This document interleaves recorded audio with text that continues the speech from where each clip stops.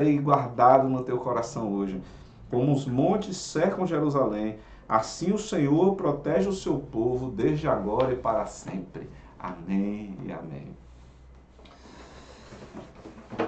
Hoje é dia de passar assim, grande parte do dia, né, juntos como igreja. E eu quero lhe convidar para estar sempre com a gente. Essa semana nós tivemos uma reunião logo depois do culto de quinta-feira e a gente estava falando para os membros da IBAV e eu quero assim já deixar aqui em primeira mão para você e quero lhe fazer um convite para você caminhar com a gente. Nós estaremos assim mais próximos da Universidade da Família durante esse período de quarentena, através dos cursos da UDF, a Universidade da Família. E o primeiro curso que nós vamos trazer aqui é o curso de finanças, o curso Crown de finanças. E nós vamos participar de um processo de... Eu ia falar reciclagem, mas a Vaninha disse que reciclagem, quem tem reciclagem é produto. Estou querendo lembrar, atualização, pronto. Nós vamos passar por um processo de atualização e vamos novamente ter o desenvolvimento. O pastor William chegou ali, ó. Ele é o nosso professor também, e nós teremos um tempo de atualização e logo na sequência nós já vamos começar a abrir turmas online totalmente pelo Zoom, tá bom? Então você vai fazer no conforto de sua casa e eu quero lhe convidar para andar com a gente nesse período aí, tá certo? Então quando chegar mais para o mês de agosto nós vamos começar a divulgar mais detalhes, valor do material e tudo mais, porque tem um livro que você vai precisar ler para fazer o curso e também o material do participante com as tarefinhas para casa e etc, tá bom? E assim que nós tivermos maiores detalhes, nós vamos entrar em contato com todo mundo. Mas se você tiver vontade de fazer, já vai sinalizando aí que a gente vai ter um limite por turma, né? As turmas são de no máximo 10 pessoas e, portanto, se você deseja fazer, já vai falando aí que a gente, quando tiver todos os dados, vai abrir inscrição. Tenho certeza que a gente abre e fecha no mesmo dia, porque tem muita gente com vontade de estudar aí sobre finanças, né? Eu, pelo menos, preciso muito. Vamos cantar o hino 476 do Cantor Cristão. Esse aí, fazia tempo que a gente não cantava e matar a saudade aí com vocês.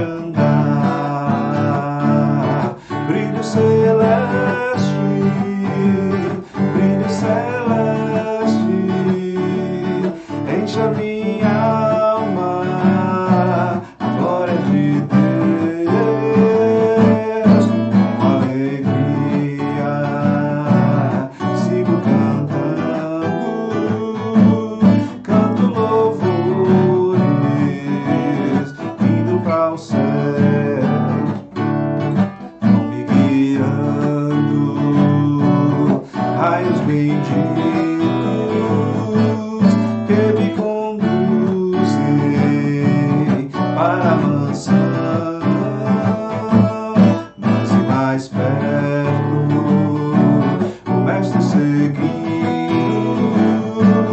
canto louvores da salvação. Brilho celeste, brilho celeste, enche a minha alma, glória de Deus.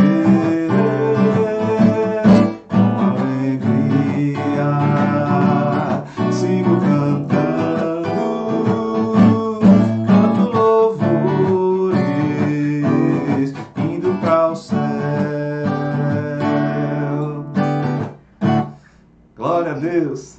Esse hino me lembra muito a minha adolescência, um dos vencedores, acho que foi vencedor, né, hoje que começou a cantar esse hino num ritmo diferente assim, e aí espalhou, né? E para encerrar esse período de louvor e adoração e passar, ou melhor, esse período de cânticos, né, e passar a palavra ao nosso professor da EBD que já está ali pronto e ávido para falar, nós vamos cantar Deus Cuida de Mim.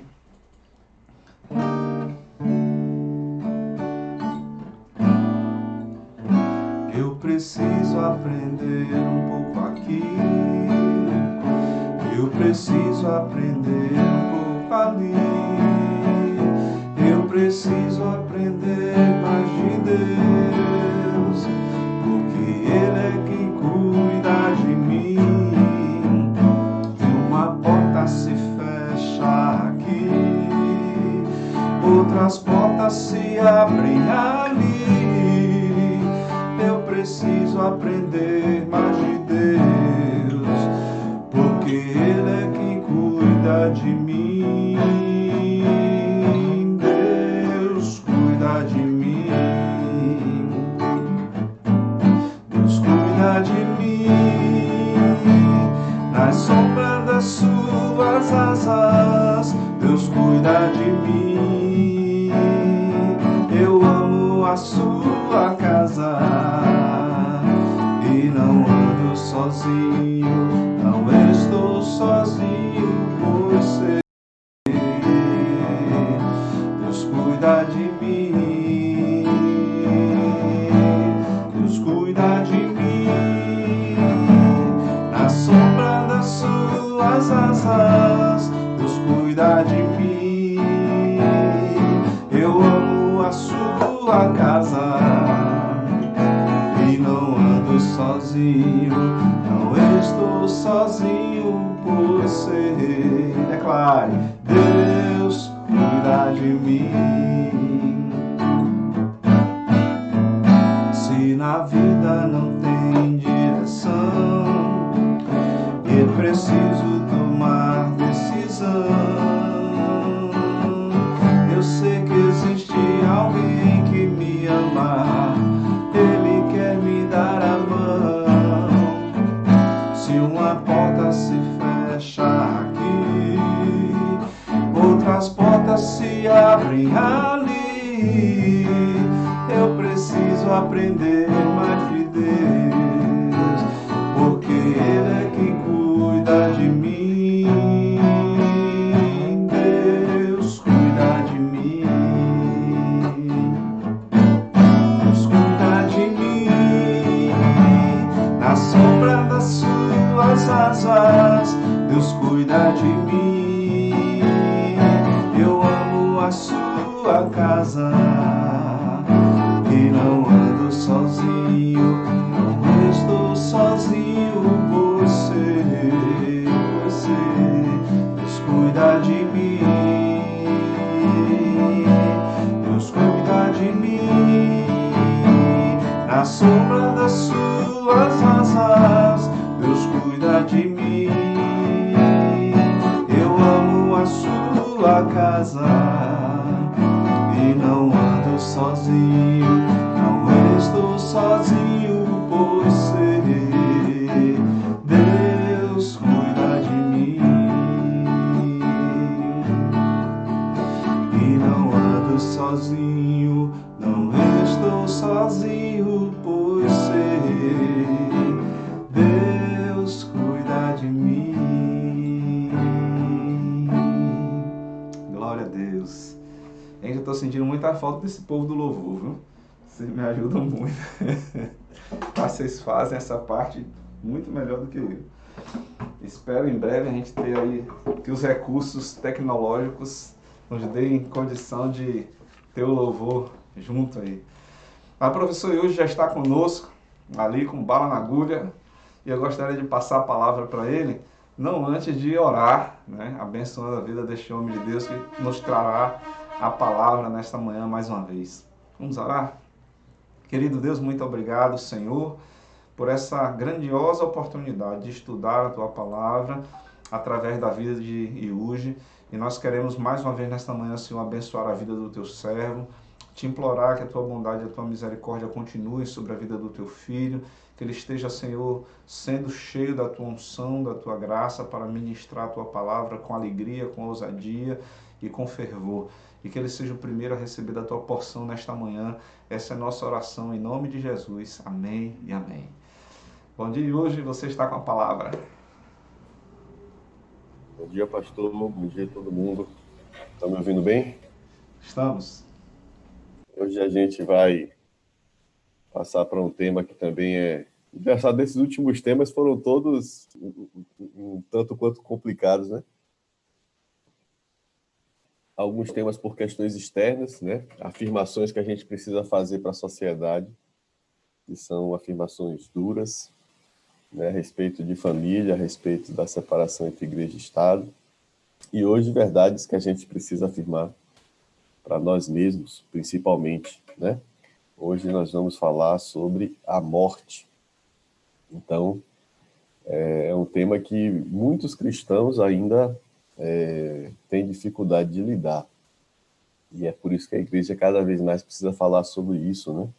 Sobre a escatologia, sobre a morte e sobre as coisas que vão acontecer depois que a gente morrer ou quando a história acabar, né? Quando Jesus Cristo voltar e por fim a história. Então, essa é a penúltima aula, né, da nossa série de estudos sobre as doutrinas e princípios batistas. Hoje nós vamos falar sobre a morte e na semana que vem nós vamos falar sobre as últimas coisas, né, o juízo final, justos e ímpios, o destino final de cada um. A gente começa, portanto, falando sobre o destino final hoje, com a morte. Na próxima semana, se Deus quiser, e não tivermos morrido antes disso, a gente conclui. O pastor falou, sempre ora pedindo, né, para que a primeira porção seja do professor, e de fato é uma bênção que Deus tem me concedido, né, porque para falar essa aula, né, ou para ministrar a aula, a gente precisa estudar algumas coisas, mesmo que seja brevemente, e a gente acaba aprendendo muito, né? Então, ao longo desse tempo, eu acho que eu aprendi mais do que tive a oportunidade de ensinar, né? Então, vamos para o nosso texto. Eu escolhi hoje um texto de Eclesiastes, um texto conhecido. O Velho Testamento não é a melhor referência, né, para tratar das coisas do porvir. Depois eu vou comentar brevemente sobre isso. Mas esse texto traz algumas questões interessantes para começar a nossa reflexão nessa manhã, né? Então, a Eclesiastes 12, a partir do versículo 1, diz o seguinte: Lembre-se do seu Criador nos dias da sua juventude, antes que venham os dias difíceis e antes que se aproximem os anos em que você dirá: não tenho satisfação neles. Antes que se escureçam o sol e a lua e as estrelas, e as nuvens voltem depois da chuva, quando os guardas da casa tremerem e os homens fortes caminharem encurvados, e pararem os moedores por serem poucos, e aqueles que olham pelas janelas enxergarem embaçado. Quando as portas da rua forem fechadas e diminuir o som da moagem, quando o barulho das aves o fizer despertar mas o som de todas as canções lhe parecer fraco. Quando você tiver medo de altura e dos perigos das ruas, quando florir a amendoeira, o gafanhoto for um peso e o desejo já não se despertar. Então o homem se vai para o seu lar eterno, e os pranteadores já vagueiam pelas ruas. Sim, lembre-se dele, antes que rompa o cordão de prata, ou que se quebre a taça de ouro, antes que o cântaro se despedace junto à fonte, a roda se quebre junto ao poço, o pó volte à terra de onde veio, e o espírito volte a Deus e o deu. Então, no fim de sua vida, Salomão passa a refletir, né, sobre tudo que ele fez, tudo que ele passou, e ele chega na conclusão que está aqui no versículo 8, que nada nesse mundo faz sentido, né? Por que nada nesse mundo faz sentido? Porque um dia a gente envelhece, né? Se tivermos a felicidade de envelhecer, e no final da velhice a gente vai morrer. E isso, nessa perspectiva, uma perspectiva simplesmente relacionada à matéria, né, faz com que todo o resto, tudo que a gente fez ao longo da vida, perca o sentido, né? Ele, obviamente, vai encontrar sentido não no que ele fez nessa vida, né, mas no seu relacionamento com Deus. É isso que vai dar sentido à vida de Salomão. Então, Salomão experimentou de tudo nessa vida, né? Ele fez o maior experimento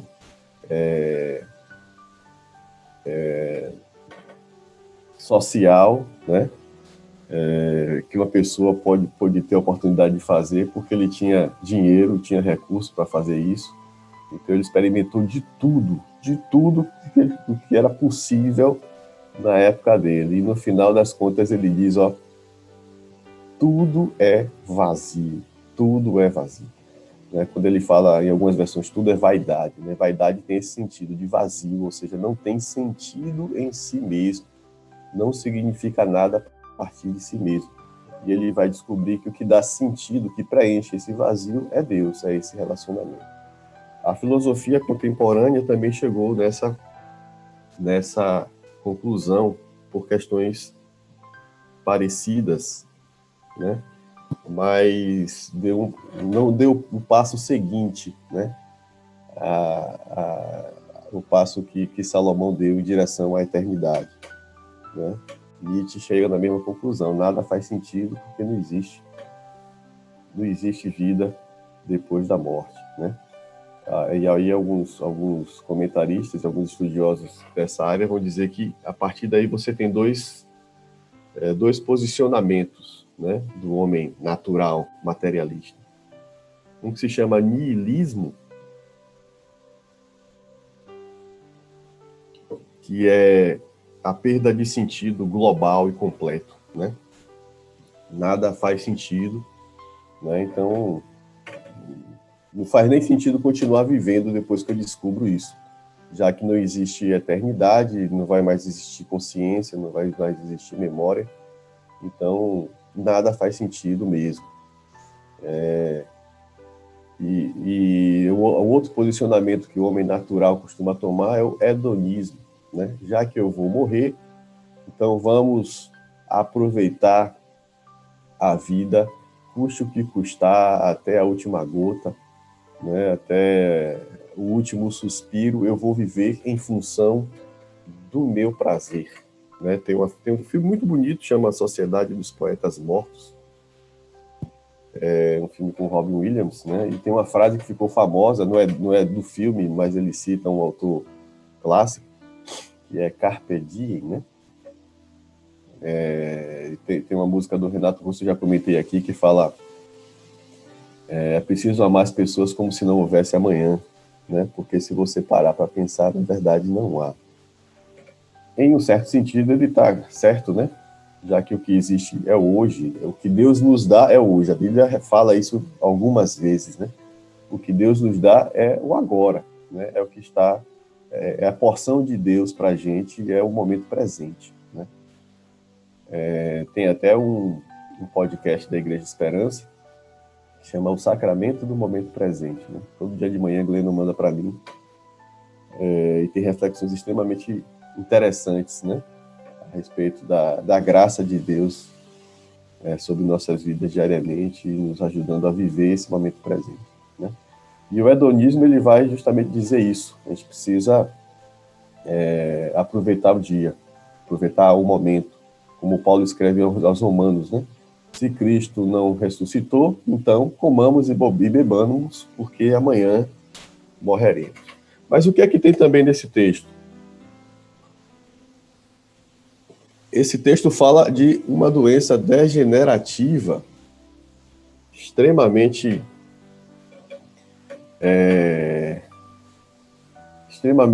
perigosa, né? Com 100% de fatalidade. Se chama velhice. Né? Essa doença atinge todos os seres humanos, né? Provoca, como ele fala aqui, ó,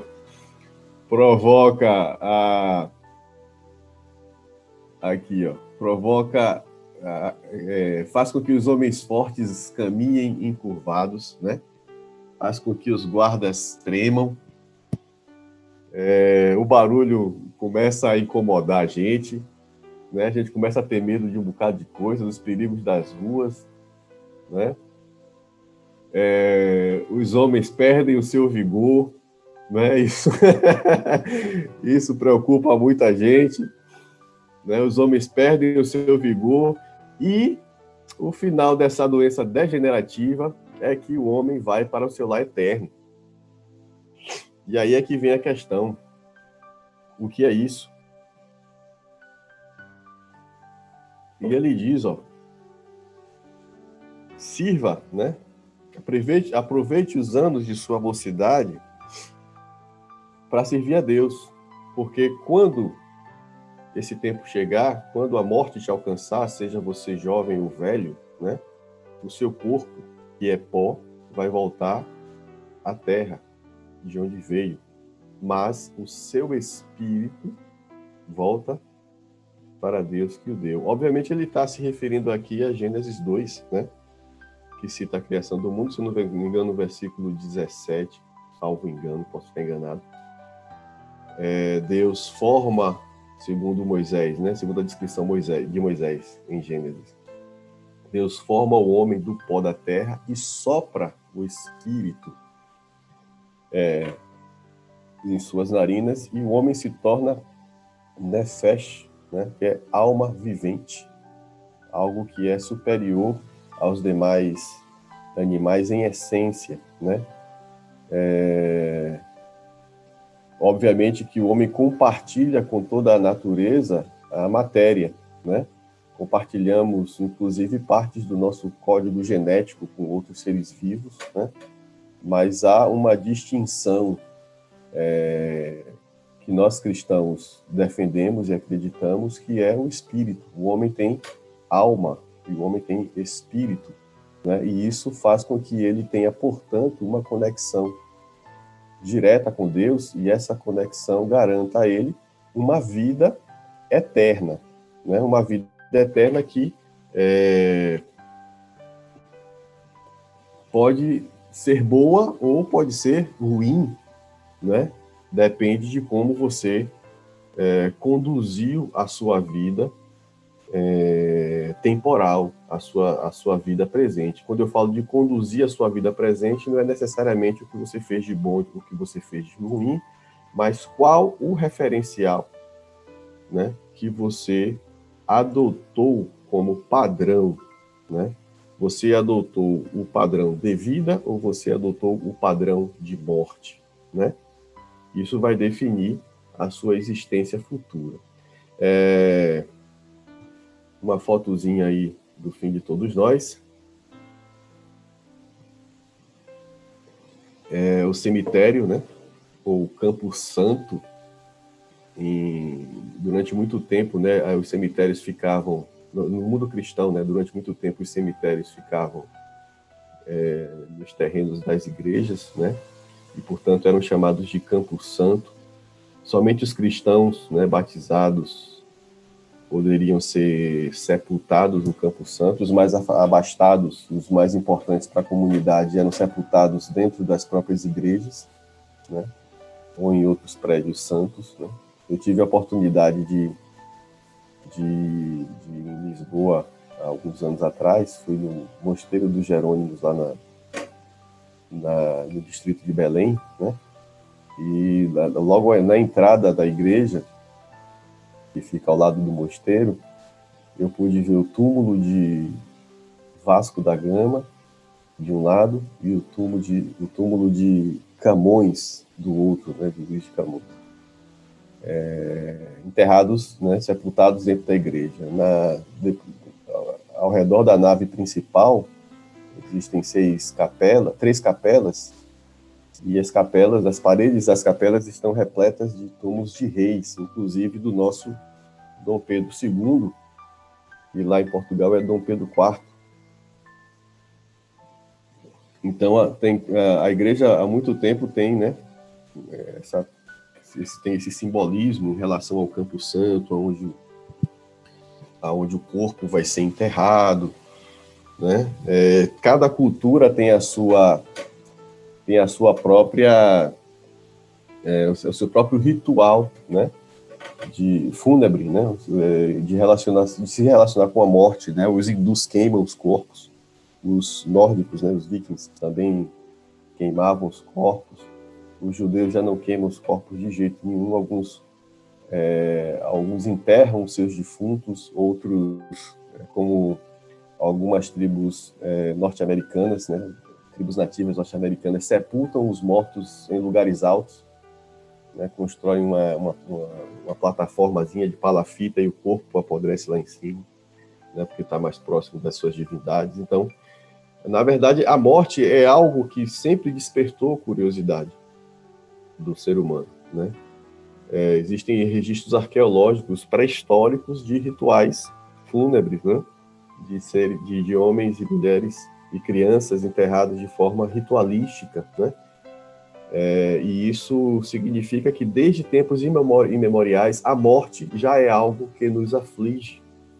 E por que nos aflige? Por causa da nossa consciência no sentido de saber o que está acontecendo ao nosso redor e ter noção disso, né? Isso é um ponto. Outro ponto é que isso aí diz respeito à nossa fé. Outro ponto é que nós não fomos projetados para a morte, né? Se a gente lê Gênesis, também capítulo 2, depois que o homem peca, ou antes do homem pecar, na verdade, Deus diz, você pode comer de tudo, tudo foi lhe dado para a sua administração, né? A gente já falou sobre isso como mandato cultural. Você deve cuidar da natureza, deve se alimentar das plantas, né? Deve cuidar dos animais, dar nome a eles, né? O primeiro taxonomista da história foi Adão, deu nome aos animais, a todos os seres, né? E ele diz o seguinte, tem uma árvore, no entanto, no centro do jardim, que vocês não podem comer. É a árvore do conhecimento do bem e do mal. No dia em que vocês comerem, vocês vão morrer, né? Então, daí subentende-se que, a princípio, o nosso corpo não era perecível, mas a mortalidade nos abate, né, no instante em que nos rebelamos contra Deus. Logo em seguida, Deus vai falar, né, vamos colocá-los para fora do paraíso, né, para que você também não coma da árvore da vida e não seja imortal. É engraçado que Tolkien, né, no universo do Senhor dos Anéis, ele trabalha de forma bem interessante com a questão da mortalidade, da imortalidade, né? Ele apresenta os elfos como imortais, no sentido de que não são afetados pela velhice ou por doença, mas eles podem morrer se forem assassinados, e podem morrer de tristeza, né? Enquanto que os homens já são criados mortais, e em todo o tempo no Silmarillion, principalmente, ele vai dizer que a mortalidade dos homens é um presente que Deus deu ao homem, né? E quando alguns analistas, né, costumam se referir aos elfos como o homem, o Adão perfeito, né? O Adão antes de pecar. Então seria a humanidade se não tivesse pecado. E os seres humanos, né, no universo lá da Terra-média seria já esse ser humano que pecou e, portanto, é mortal. No entanto, essa mortalidade é uma bênção, né? Por causa justamente da queda da natureza, né? Romanos fala isso, né? Paulo fala isso aos Romanos, capítulo 8, né? Quando o homem cai, toda a natureza decai junto com o homem.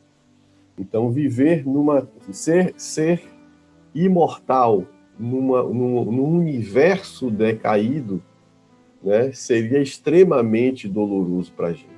Por isso que antes de Deus restaurar a nossa imortalidade física, né, porque ele vai nos dar um corpo novamente, ele restaura toda a natureza, né, para que viver eternamente não seja pesado, né? Meu filho Pedro, por exemplo, não sei se ainda tem isso, mas durante um tempo ele tinha essa angústia, né? Ele de vez em quando ficava preocupado, ficava perguntando para mim, para a Rose, mas, né, como é que vai ser essa eternidade? Como é que a gente vai viver eternamente? E repare que isso não é infundado, né? Muita gente tem essa angústia com a eternidade, é algo que assusta, né? Por quê? Porque a nossa experiência, quando a gente pensa na eternidade, seria viver na eternidade no mundo que a gente vive hoje, que é o que a gente conhece, né? E isso para a gente seria muito doloroso. Então, eu acho extraordinário como Tolkien faz essa analogia e coloca a morte para o homem, né? Que o homem pós-queda como uma bênção que Deus nos deu. E é assim que a gente deve encarar a morte, né? Como uma bênção que Deus nos dá e também com a certeza de que as coisas não terminam definitivamente com o fim desta vida temporal. Então, entrando agora mais especificamente, depois dessa longa introdução do nosso tema, o que é que diz a Convenção Batista Brasileira? Todos os homens são marcados pela finitude, de vez que, em consequência do pecado, a morte se estende a todos, né? Ou seja, todos nós estamos condenados a morrer. Todos nós vamos morrer um dia, a menos que a história acabe antes disso, né? Ou seja, a menos que Cristo volte, todos nós estamos fadados a passar pela experiência da morte. Parágrafo 1. A palavra de Deus assegura a continuidade da consciência e da identidade pessoais após a morte. Isso é uma afirmação importante, porque nem todas as culturas creem assim, né? Inclusive, dentro da nossa cultura cristã, grupos chamados paracristãos, né, que são associados ao cristianismo, mas não fazem parte da ortodoxia cristã, inclusive pregam diferente. A gente vai falar sobre isso um pouquinho daqui a pouco. Portanto, nós pregamos que existe consciência após a morte e uma consciência pessoal, né? Bem como a necessidade de todos os homens aceitarem a graça de Deus em Cristo enquanto estão neste mundo. Não vemos espaço para que aceitar a graça ocorra post-mortem, né?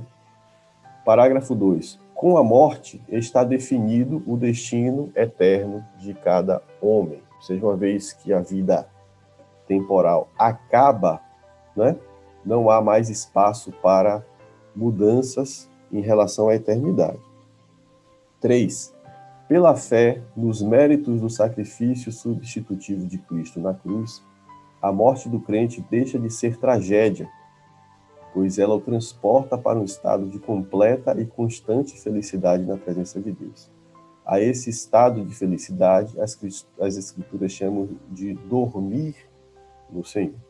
Isso é uma afirmação importante, é a nossa interpretação e a interpretação da ortodoxia cristã, né? Quando a gente fala de ortodoxia cristã, a gente está falando dos conceitos fundamentais para a fé cristã, que são compartilhados por todas as tradições cristãs, né? Por exemplo, a Trindade é um conceito fundamental e faz parte dessa ortodoxia. Né? Negar a Trindade é uma heterodoxia ou uma heresia, né? É algo que foge do consenso e daquilo que está acordado na tradição cristã. Né? Então, a interpretação da ortodoxia cristã é que dormir do Senhor não é um sono inconsciente da alma, né? Mas é um estado, né, que, sobretudo, significa que aquele que está dormindo, uma hora vai acordar. Portanto, a expressão dormir no Senhor também revela a nossa esperança para os últimos dias, né, para a escatologia. 4. Os incrédulos e impenitentes entram a partir da morte em um estado de separação definitiva de Deus. Quando a gente fala a partir da morte, é exatamente no momento em que morre. Não é num tempo futuro, após a morte, no tempo futuro, quando Cristo voltar e houver julgamento, essas coisas todas. A gente precisa entender que Deus está fora do tempo. Né? Isso é um pressuposto, é um axioma da nossa fé, é algo que é básico, né? Deus está fora do tempo, portanto, as coisas que ainda vão acontecer também já aconteceram. A gente já falou sobre esses paradoxos temporais, né? Acho que logo quando a gente começou acho que quando a gente falou de eleição, né? Quando a gente começou as aulas online, né? Então, em alguns momentos a Bíblia vai falar que, no final das contas, no final de tudo, vai ter um julgamento. O julgamento, na verdade, isso a gente vai falar melhor na semana que vem, mas o julgamento vai definir a sentença. Uma sentença não vai definir, o julgamento vai anunciar uma sentença que já está definida. Né, pela onisciência de Deus, pela atemporalidade de Deus, pela transcendência de Deus, essa sentença já está definida, né, em função da vida que o ser humano leva. Se ele morreu sem Cristo, ele vai passar o resto da eternidade sem Cristo. Se ele morreu com Cristo, nesse exato momento, ele vai ser recebido nos braços do Pai. 5. Na palavra de Deus, encontramos claramente expressa a proibição divina da busca de contato com os mortos, bem como a negação da eficácia de atos religiosos com relação aos que já morreram. Ou seja, o que nós temos, né, tomando aí emprestado o nome do podcast lá da Igreja Esperança, é o sacramento do momento presente, né? Ou seja, a santidade do momento presente. É isso que nós temos, é isso que Deus nos dá, né? No instante em que o momento presente se encerra, as nossas oportunidades também são automaticamente encerradas, né? Quando, como dizia meu avô Joaquim, passamos para o mundo da verdade, né? Quando falamos de morte, no entanto, na Bíblia, nós podemos ver 3 tipos específicos, né? Uma tipologia tripla. A gente vai falar sobre a morte física, mas é importante que a gente perceba também outros conceitos, outras designações relativas à morte que aparecem nas Escrituras. Uma coisa muito recorrente nas Escrituras é a chamada morte espiritual. Essa morte espiritual ocorre no Éden, né? Ocorre no instante em que Adão e Eva, em que os nossos ancestrais criacionais, né? Eles pecam, ou seja, eles se rebelam contra Deus e quebram a aliança. No instante em que essa aliança foi quebrada, o homem morre espiritualmente. E Paulo vai falar recorrentemente sobre isso em suas cartas, né? Nós estamos mortos. Quem é morto não sente, quem é morto não pensa, quem é morto não tem desejos. Olha que coisa interessante, né? Quem é morto não tem desejos, que isso significa que o desejo que você tem, enquanto morto espiritualmente, não é seu, né? Porque você não está vivo, você está morto, né? E, portanto, Não é você que está comandando o seu desejo, mas é o desejo que está comandando a sua consciência, né? Paulo diz que estamos mortos nos nossos pecados, né? E, portanto, essa morte espiritual nos conduz a um estado de inércia, né? O que é a inércia? A inércia não é estar parado, né? A inércia é estar do jeito que está. Se você está parado, você continua parado. Se você está em movimento, o seu corpo tende a continuar em movimento. Então, como mortos espiritualmente, nós somos conduzidos pelo pecado, estamos inertes em relação a ele. Para onde o pecado nos leva, nós vamos, né? Sem qualquer tipo de possibilidade de reação. E isso, obviamente, nos torna insensíveis ao Espírito Santo de Deus, né? Então, é dessa morte espiritual que nós estamos livres imediatamente no momento em que somos regenerados, né, no nosso processo de conversão. Que significa regeneração? Essa matriz pecaminosa, ela vai ser regerada novamente, vai ser substituída por uma matriz santificada, que é sensível ao Espírito Santo, né? E, portanto, deixa a inércia espiritual, a inércia em relação ao pecado. Um outro tipo de morte que a Bíblia relata é a morte escatológica, ou a morte eterna, né? A morte espiritual é temporal. Estávamos todos mortos, mas vivemos, ressuscitamos por intermédio da fé em Cristo, né? Essa morte eterna, no entanto, é definitiva, como o nome sugere, né? A Bíblia também se refere a ela como segunda morte, né? Que representa o afastamento perpétuo de Deus, né? Ou seja, no final da vida, nós vamos ou para a vida eterna ou para a morte eterna, né? E essa morte eterna é justamente consequência do juízo que Deus vai exercer no fim da história para aqueles que não foram justificados pelo sacrifício definitivo de Jesus. Veja bem, não é que somente os que não receberam a Cristo vão ser julgados. Todos nós seremos julgados e todos nós vamos ser encontrados em dívida, certo? Todos nós vamos ser encontrados em dívida. A palavra diz que não há um justo sequer. Então, todos nós vamos ser encontrados em dívida. A diferença é que aqueles que receberam a graça,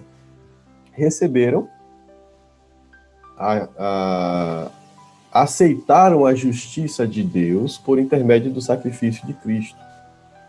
Então, é como se Jesus Cristo dissesse, ó, eu pago a sua dívida, e ele vai lá mesmo e morre. E a gente aceita isso. Eu aceito que você pague a minha dívida, né, no meu lugar, né? Então, quando formos julgados, né, isso vai ser levado em consideração, ou seja, você é pecador, miserável, né, você deveria ir para o inferno, mas o sacrifício de Jesus Cristo te justifica. E não por merecimento, mas por causa da graça de Deus, você vai herdar a vida eterna. Quem não aceita a graça de Cristo, obviamente não tem como pagar essa dívida por si só. E aí recebe como o juízo merecido, que todos nós merecíamos. Veja bem, não estou dizendo que somente quem não é crente merece ir para o inferno. Estou dizendo que todos merecem ir para o inferno. Todos. Eu mereço ir para o inferno, né? Então, eu mereço ir para o inferno, mas eu recebi de graça e aceitei a graça, né, do sacrifício de Cristo. Então, eu primeiro reconheço que eu mereço ir para o inferno, senão eu não tenho como receber a graça de Deus se eu não reconhecer isso, né? Agora, quem não reconhece isso, né, ou quem mesmo reconhecendo não aceita a graça de Cristo, não tem como pagar a dívida. E não tendo como pagar essa dívida, recebe o pagamento definitivo dela, que é a morte eterna. No entanto, essa doutrina, ela fala especificamente sobre a morte física, né, que é o encerramento das funções vitais desse corpo, desta matéria imperfeita, né? E como a gente já viu, é uma consequência original do pecado, e por isso que ela é tão dolorosa para a gente. Né? Por isso que desde a pré-história, desde tempos imemoriais, o homem lida de forma diferente com, com, com esse processo, né? Tanto com a própria morte em si, como com o que acontece após a morte, né? O período de luto e a vida, né? Longe das pessoas que se ausentaram, né? Isso é diferente de qualquer outra espécie animal, né? Alguns animais têm luto, né? Mas a forma de lidar com esse luto é diferente, né, da forma como os homens lidam com ele. A morte física é caracterizada pela separação entre a alma e o corpo, né? É o que nós cremos e é o que nós defendemos, né? Algumas comunidades paracristãs, né, vão defender que não há alma, né? Ou seja, a mente é aniquilada, a consciência desaparece, que é o que em algumas vão se referir ao sono da alma, né? Então, até que Cristo volte, a alma está dormindo, descansando. Né? Para a gente isso não faz sentido, né? Tanto por causa das referências bíblicas contrárias a isso, principalmente no Novo Testamento, como também devido à natureza de Deus, né? Se Deus é atemporal, está fora do tempo, transcende a nossa realidade, a gente não pode entender a linearidade do tempo para fora dessa vida, como acontece dentro dessa vida. Nós estamos, né, sob a tutela do tempo. Né? Uma vez mortos, essa tutela simplesmente desaparece. No Velho Testamento, existe uma compreensão incompleta a respeito da morte, né? Como eu estava falando no início da lição, o Velho Testamento não dá indicações muito claras a respeito do pós-morte.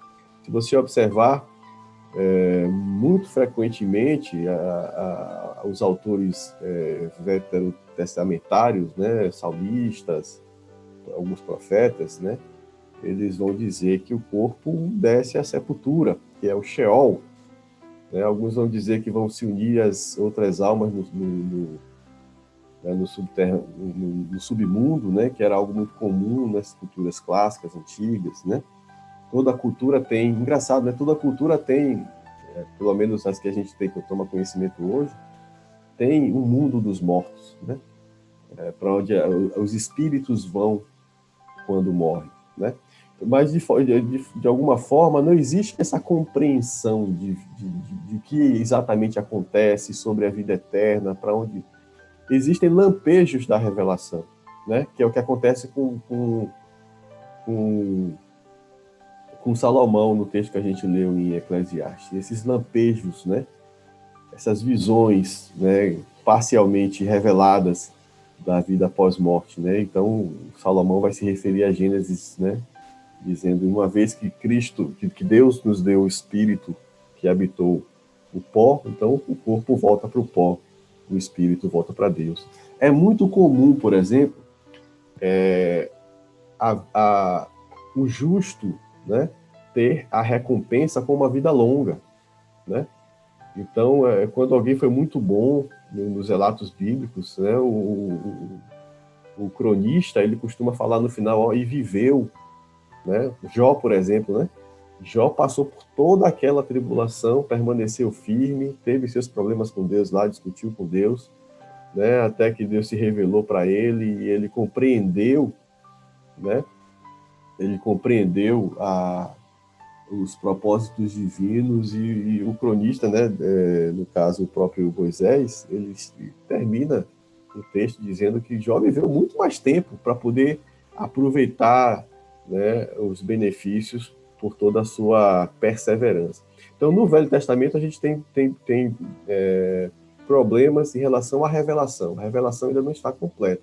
E há um motivo para isso, né? Cristo ainda não tinha feito a parte dele, né? Que era justamente desvelar, né? Ou seja, retirar o véu daquilo que estava para o porvir. Uma vez que Cristo completa a sua obra e a sua missão, aí o Novo Testamento vai ser muito claro em relação ao que vai acontecer. Obviamente que tem coisas que nós ainda não compreendemos bem, mas sabemos o básico, né? Não só por intermédio da própria boca do Messias, como também por intermédio da tradição apostólica, né? Os apóstolos vão falar sobre morte de forma recorrente, né? E passamos a compreender, portanto, né, após o advento de Cristo, o que de fato está reservado para a gente na vida após essa vida, né? No final das contas, a morte vai definir o destino eterno de cada ser humano. E aí, pessoas diferentes vão pensar nesse destino eterno de formas diferentes, né? O que é muito comum hoje, no mundo pós-cristão e secularizado, né? Secularista principalmente, então, advindo da secularidade, né? Como a gente discutiu há 2 ou 3 semanas atrás, a aniquilação é o que acontece quando se morre, né? Ou seja, morreu, como disse meu amigo Marcelo Marçal. morreu, né? Obviamente que ele fala morreu no sentido de que morreu, acabou, agora você vai ter que se apresentar diante de Deus com o que você fez na vida. Mas a visão natural é que uma vez que a morte alcança o ser humano, acaba tudo. O que é acabar tudo? É acabar com a memória e acabar com a consciência, né? E isso é por isso que muitas vezes essa compreensão leva ao niilismo. Nihil quer dizer nada em grego, né? Então o niilismo é uma corrente filosófica, ou uma visão de mundo, né, em que realmente a vida não faz sentido, né? Por que não faz sentido? Porque independente do que você tenha feito nessa vida, você vai morrer, a sua memória e a sua consciência vai desaparecer. Significa dizer que você não vai ter proveito nenhum daquilo que você fez, nem do que você sofreu e nem do que você gozou nesta vida, né? E aí, ou as pessoas vão entrar num processo autodestrutivo, nihilista, ou vão entrar num processo autodestrutivo, hedonista, né? Os dois processos são autodestrutivos, porque no final das contas o seu desejo é viver o mais rápido possível para esse sofrimento acabar, né? Ou entorpecido pelos prazeres, né? Ou assolado, né, pelas suas próprias, pela sua própria consciência, né, e sobretudo pela sua consciência de que um dia você vai acabar, e isso é perturbador, né? Por isso que muita gente diz que a visão cristã é fuga, né? Eu vi uma vez um estudante de psicologia que tinha um site, um blogzinho, eu lendo, e ele falando sobre o fim da vida, ele dizendo que ele não faz como os cristãos, né? Ele encara a realidade com coragem. Ele não faz como os cristãos que fogem numa ilusão de vida eterna, né? Primeiro que o conceito de realidade precisa ser discutido, né? E segundo, como é que ele não só precisa discutir o conceito de realidade, como a gente precisa discutir a percepção da realidade. Será que o que eu estou vendo é realmente a realidade, é de fato o real, né? E a filosofia discute isso também já há algum tempo, né? Então essa visão realmente deixa a vida terrena, absolutamente sem sentido. Nós somos finitos em tudo, inclusive na memória e na consciência. Sem memória não existe consciência, né? E basta a gente ver a analogia dos computadores. A consciência seria a nossa capacidade de processamento, né? Nenhum computador consegue processar coisas se não tiver um mínimo de memória para fazer isso. Tem um filme muito bom, chama Como Se Fosse a Primeira Vez, em português, eu não lembro do título em inglês. Como Se Fosse a Primeira Vez, a menina Drew Barrymore, ela tem um problema de memória crônico, né? Um cardioacidente. Todo dia a memória dela é zerada. Ela só tem memória RAM. Desligou, né? Dormiu, quando acorda a memória está limpa. E o Adam Sandler, ele se apaixona por ela e ele tem que conquistar ela todos os dias, né? Não sei por que Rose gosta que eu assista esse filme, né? E por isso, como se fosse a primeira vez. Então, pela falta de memória, ela perde a consciência do relacionamento que ela tem com o Sandler, né? Esqueci o nome das personagens. E ele precisa refazer tudo de novo, né? Até que ele chega no... Vou dar spoiler, mas é um filme velho, né? Não existe spoiler de filme velho. Chega um ponto em que ele vai gravando todos os dias. E aí, quando ela acorda de manhã, ela sempre acorda de manhã, toma um susto, ele passa o vídeo de tudo que eles viveram juntos para poder... imagine você acordar e ter um filho de 15 anos, né? Que é algo parecido com o que acontece na vida dessa pessoa. Então, essa compreensão de aniquilação simplesmente não dá sentido nenhum à existência. E aí resta-nos duas opções, ou o niilismo ou o hedonismo, né? A doutrina da reencarnação é uma doutrina presente em muitas religiões orientais e no Ocidente foi divulgada muito pelo Espiritismo, né? E prega que existe uma vida após a morte, né? E que essa vida após a morte ela é cíclica, né? É aquela ideia de ciclos, né? Que Moisés, inclusive, vai derrubar em Êxodo, né? Quando ele diz assim, ó, esse é o primeiro dia, Êxodo 12, né? Esse será o primeiro dia da história, né? Quando ele estabelece o primeiro dia da história, ele está dizendo que a história tem um começo. E se tem um começo, vai ter um fim. A compreensão anterior a Êxodo é de que a história não tinha começo nem fim, né? Mas era um ciclo perpétuo. Então, isso, obviamente, vai impregnar a concepção de vida após a morte. Se só nasce todo dia e morre todo dia, se a cada mais ou menos 4 semanas, né, os ciclos da Lua se repetem, se todo ano tem primavera, verão, outono e inverno, então, obviamente que essa percepção cíclica passa para a doutrina da morte, e aí eu vou ter a compreensão de que a morte é cíclica, que a gente morre e vive várias vezes, né? Nas religiões orientais, né, você pode reencarnar de diversas formas, inclusive não humanas, né?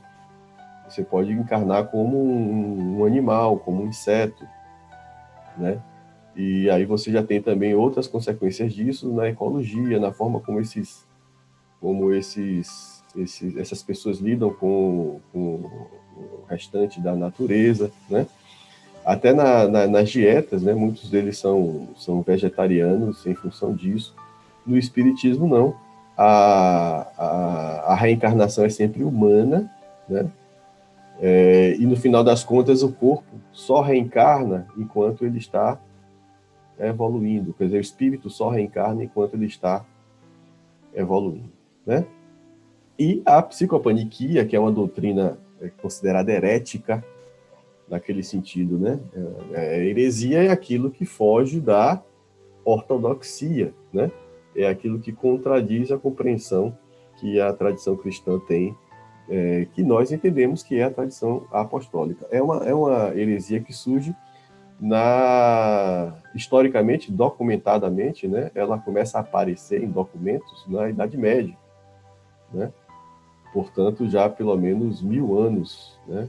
Depois de Cristo. Na verdade, entre 500 e 1500 anos depois de Cristo seria a Idade Média, mas já, portanto, distante, né, do início do cristianismo. E é uma doutrina que prega que a alma pode continuar a existir como um ser individual, mas em estado de inconsciência. Essa é a versão mais comum. Uma outra versão diz que efetivamente não existe alma e que o corpo, ao morrer, né, ele é aniquilado. O corpo não tem alma, né? E que Deus, no final dos tempos, Deus vai ressuscitar e criar tudo de novo. E aí o que é que vai acontecer? Aqueles, né, que forem julgados merecedores por causa da sua vida enquanto ser humano mortal, né, esses vão desfrutar da presença de Deus na eternidade, e aqueles que não aceitaram a graça de Cristo vão ser definitivamente aniquilados.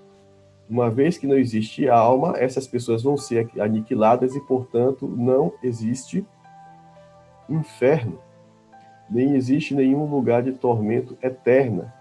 É a compreensão que essa doutrina traz a respeito da morte eterna, seria o aniquilamento. Portanto, não há sofrimento para aqueles que não receberam a graça, eles simplesmente serão aniquilados. Nós vamos ver que nós temos uma compreensão diferente disso, né, sustentada pela interpretação da palavra. Repare que tudo isso aqui é fundamentado na Bíblia, mas é aquela história, né? A liberdade para interpretar a Bíblia, né, que é um direito, nos confere uma obrigação, que é de ser bons intérpretes. Né? Então, a gente não pode adequar a Bíblia àquilo que a gente quer que a Bíblia diga. A gente tem que analisar a Bíblia, né, e, do seu contexto, né, retirar as verdades que estão sendo reveladas. Né? Enfim, a pergunta, né, existe consciência depois da morte? Esse é o texto de Lucas, que fala sobre a parábola de Rico e de Lázaro, né? Certamente quem assistiu aí a novela da Record sabe muito bem do que é que eu estou falando. E Jesus conta uma parábola justamente para explicar o que acontece depois que a gente morre, né? Quem defende o sono da alma vai justamente dizer que existem inconsistências nessa parábola que nos impede de interpretá-la como sendo uma descrição real daquilo que acontece após a morte. Por exemplo, quem está intermediando é Abraão e não Jesus, né? Mas Jesus não está dizendo que é Abraão que está intermediando de fato. Na verdade, Jesus está dizendo que Abraão está conversando com eles, né? Portanto, Abraão não é colocado aqui em nenhuma posição de poder, muito embora o rico peça a Abraão que ele faça algumas coisas. O que Abraão diz, eu não posso fazer nada, né? Então, o que é que Jesus está dizendo aqui? Que imediatamente após a morte, né, chegou o dia em que o mendigo morreu e os anjos o levaram para junto de Abraão. O rico também morreu e foi sepultado. No Hades, né, que modernamente a gente vai traduzir como inferno, onde estava sendo atormentado, ele olhou para cima e viu Abraão de longe, com Lázaro ao seu lado, né? Isso acontece após a morte do rico e após a morte do Lázaro. Então, o que Jesus está nos dizendo por intermédio dessa parábola, repare, isso não é uma história real, viu, gente? Assim como a história do filho pródigo não é uma história real. Né? A gente precisa entender que existem histórias reais e existem parábolas. Né? A parábola é justamente uma história de ficção que nos revela que tem uma correlação com a realidade. Isso é importante que seja dito. Então, toda história de ficção contada por Jesus vai ter uma correlação específica com a realidade. E a gente tem que entender esse texto a partir do ponto de vista do autor, Lucas. Então, Lucas está dizendo que Jesus Cristo está falando isso para falar justamente sobre a vida após a morte. Então, obviamente, muito embora essa não seja uma história real, é uma história que tem correlação com a realidade após a morte. E, portanto, de modo figurado, Jesus Cristo vai mostrar, né, vai usar esse recurso da analogia para ensinar o que acontece quando a gente morre. O que ele está dizendo é que os mortos ouvem, falam, né, e veem. Pode ser que você não tenha olho, não tenha nariz, né, porque é o seu espírito que está lá e o espírito não tem corpo. Mas, né, o que a gente pode abstrair de informação é que existe consciência. Né? Eu sei o que é que está acontecendo comigo depois que eu morri. É o que está acontecendo com Lázaro, é o que está acontecendo com o rico, né? E há, sim, um destino eterno de tormento ou de delícias, de gozo, né? Imediatamente após a morte, né? E repare que Jesus Cristo nem tinha morrido ainda aí, né? Mas o rico foi para o Hades e Lázaro foi para o seio de Abraão, né? Outras coisas esse texto nos revela também, né? Ele respondeu: eu lhe suplico, manda Lázaro ir à casa de meu pai, pois tenho 5 irmãos, deixe que ele os avise. E Abraão respondeu: ele tem Moisés e os profetas. Quando Jesus fala, eles têm Moisés e os profetas, isso significa praticamente toda a compilação do Velho Testamento. Os 5 livros da lei, o livro de Jó, que foram escritos por Moisés, os livros proféticos, que ocupam mais de 50% do Velho Testamento, né? Livros proféticos e textos proféticos, por exemplo, dentro de Salmos, a gente já estudou isso no EBD, existem muitos salmos proféticos, messiânicos, inclusive, né? Então, Abraão está dizendo, ó, ninguém vai sair de onde está após a morte para se comunicar com quem está vivo. Para isso, existe a revelação. E mesmo que essa pessoa volte, quem está lá não vai dar ouvidos. Né? A gente sempre pensa nisso, né? Se alguém vê algo sobrenatural, não vai ter dúvida. Gente, para todo evento sobrenatural que você vê, vai ter milhões de explicações naturais para isso. Né? Alguém vai dizer, não foi um espírito que apareceu, foi, né, um efeito luminoso provocado pela difração da luz, ao entrar camadas diferentes de ar com densidades distintas. No que não falta é imaginação, né? E quando o ser humano é cético, ele é cético. Né? Eu digo porque eu sou. Né? E eu tenho dificuldade de acreditar em muita coisa que eu vejo por aí. Né? É a misericórdia de Deus mesmo sobre minha vida. E, portanto, uma outra coisa que a gente vai, né, já no final do texto, da lição, já vai voltar a falar sobre isso, né? Morreu, segue-se o juízo. Né? Agora, após a morte, existe consciência, sim. Né? E mais, essa consciência, o que acontece após a morte, acontece imediatamente após a morte.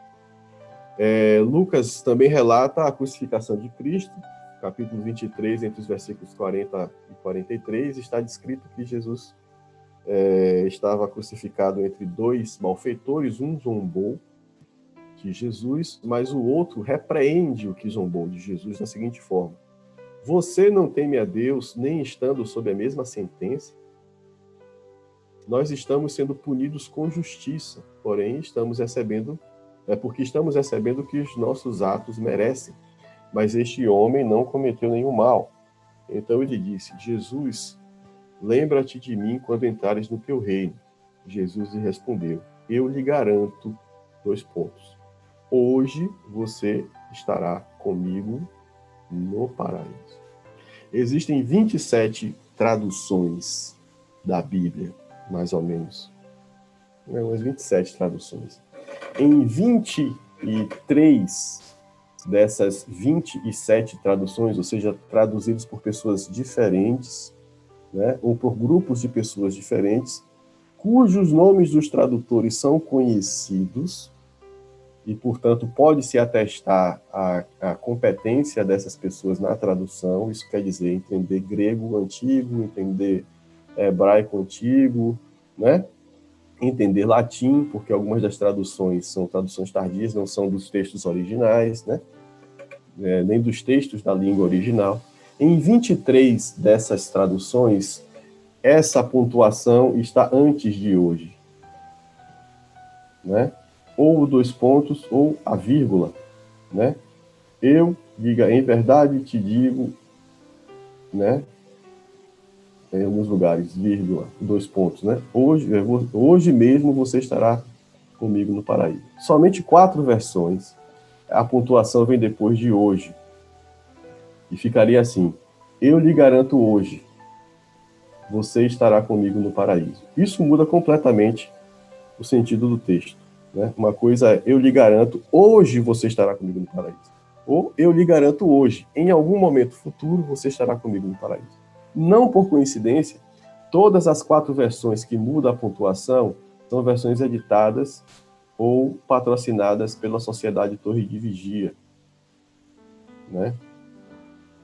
E uma característica das versões das Bíblias editadas pela Torre de Vigia é que os nomes dos tradutores são omitidos. Então você não sabe quem traduz, sob a justificativa de que isso traria orgulho, né? A pessoa estaria sendo orgulhosa em querer receber louvor por aquilo que ela fez, quando todo louvor e toda glória deveria ser dada especificamente a Deus. Especificar o tradutor não é uma questão de louvar o tradutor, muito embora a palavra diz também honra a quem merece honra, né? Mas justamente porque nos permite a capacidade de verificar a competência da pessoa que fez ou das pessoas que fizeram a tradução. Óbvio que não a atual crítica textual vai dizer que não é a quantidade de versões que garante a sua qualidade, né? Existem versões que são menos populares, mas são melhores do que as versões que têm mais cópias, né? E, portanto, o fato de ter 23 versões contra e 4 a favor dessa pontuação não significa nada. Na verdade, seriam 23 versões contra e uma versão a favor, já que os 4 têm basicamente a mesma origem. Mas a crítica textual, né, dos textos mais antigos, né, de pessoas que comprovadamente têm proficiência e competência nas línguas em que esses textos foram escritos originalmente, vão justamente comprovar ou corroborar a ideia de que essa pontuação tem que estar aqui. Eu lhe garanto, hoje mesmo você estará comigo no paraíso. E isso põe um ponto final na questão de quando é que as coisas vão acontecer. É hoje. Hoje para Deus, que pode não ser necessariamente o nosso hoje, mas é o hoje para Deus. Morreu, segue-se o juízo. Morreu, segue-se o juízo. O que é o juízo? Pode ser o juízo pré-determinado, né, a execução do juízo ou a proclamação do juízo. A execução do juízo quer dizer que antes mesmo da sentença sair, você já vai cumprir sua pena. É o que Jesus Cristo está dizendo aqui, ó. A sentença só vai sair no juízo final, mas você já vai começar a cumprir a sua. No caso desse malfeitor, a sentença dele é viver com Cristo no paraíso. Então a pena já vai ser executada, né? A sentença já vai ser executada. Esse caso não é pena, mas a sentença já é executada antes de ser proclamada. Então, quando acontecer o julgamento no juízo final, essas sentenças vão ser proclamadas, né? Imagine a pessoa que é presa preventivamente ou condenada em primeira instância, né? E está lá cumprindo a pena enquanto os seus recursos estão sendo julgados, né? Mas está cumprindo pena. Ela pode ser absolvida na segunda ou na terceira instância? Pode, mas está cumprindo pena, né? Infelizmente, só os pobres passam por isso, né?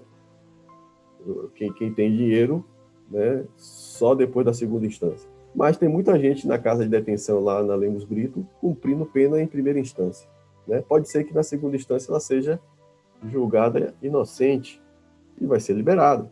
Ou pode ser que a sua sentença seja confirmada, como acontece na maioria das vezes, né? E aquele tempo que ele cumpriu, inclusive, conta, né, na integralização da sua pena. Então, morreu, a sentença já é aplicada imediatamente, ou a vida eterna ou a morte eterna. O anúncio da sentença, a proclamação da sentença vai acontecer num tempo futuro. Portanto, uma vez estabelecido que há consciência, que há vida após a morte, consciente e individual, né? Repare que o texto de Mateus, o texto de Mateus, na verdade eu falei Lucas, mas é Mateus. O texto de Mateus, ele vai dizer que Lázaro e o rico, eles são pessoas individuais, porque se comunicam como pessoas individuais e conscientes. Uma vez estabelecido isso, a gente precisa, então, entender a perspectiva que nós precisamos ter a respeito da morte. Então, o que a gente vai encontrar em Romanos 8, de 1 a 2, é o seguinte: agora já não há condenação para os que estão em Cristo Jesus. Seremos julgados? Sim. Seremos julgados culpados? Sim. Mas seremos condenados? Não. Né? Porque o preço da nossa culpa já foi pago.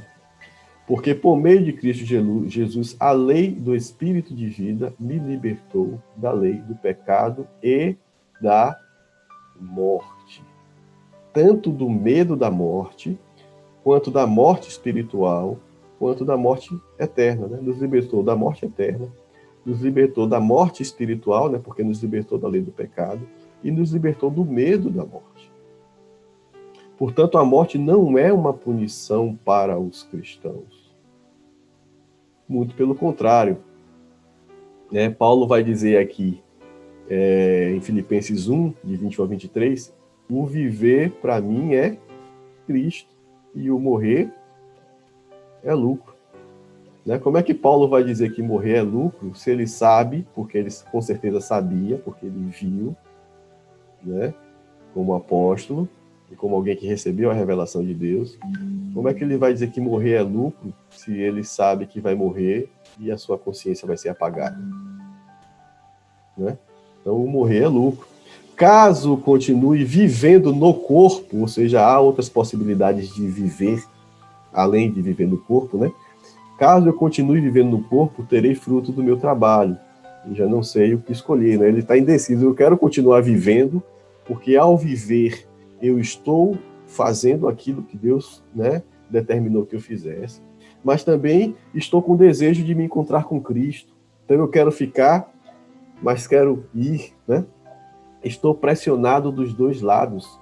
Desejo partir e estar com Cristo, o que é muito melhor. Então, ele tem consciência de que quando ele morrer, ele vai encontrar Cristo imediatamente. E isso é melhor do que viver no corpo. Né? Viver com Cristo na eternidade é melhor do que viver no corpo. No entanto, vivendo no corpo, ele pode ver o fruto do meu trabalho. Uma vez eu vi do seu trabalho. Uma vez eu vi uma entrevista de um ator, e alguém perguntou a ele não é cristão, mas ele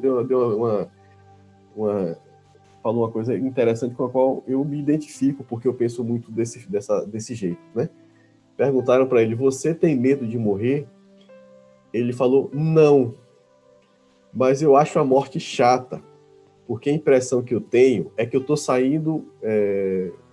Vou usar uma analogia para dizer o que ele disse, ele não falou exatamente dessa forma. É como se eu estivesse saindo do cinema antes do filme acabar. Né? Ou seja, o filme está passando lá, as coisas estão acontecendo e eu sou retirado de cena antes que as coisas se concluam. O que é que ele quer dizer? Eu tenho filhos, eu quero ver meus netos, quero ver meus bisnetos, eu queria ver, né, como é que vai estar o mundo daqui a 100 anos, daqui a 200 anos, né? E morrer, de certa forma, vai me privar disso, vai me privar da convivência com as pessoas que eu amo temporalmente, momentaneamente, né? Vai privar essas pessoas de estarem convivendo comigo, né? Como ele não sei se ele é cristão, nem que seja, nem que se declare cristão, mas não seja praticante, não sei exatamente qual é o posicionamento dele, né? Mas como cristão, isso na verdade é bem essa ideia de você não estar mais... você começou a ser, eu sou assim, eu comecei a assistir o filme, eu quero saber como é que termina, por pior que seja o filme, né?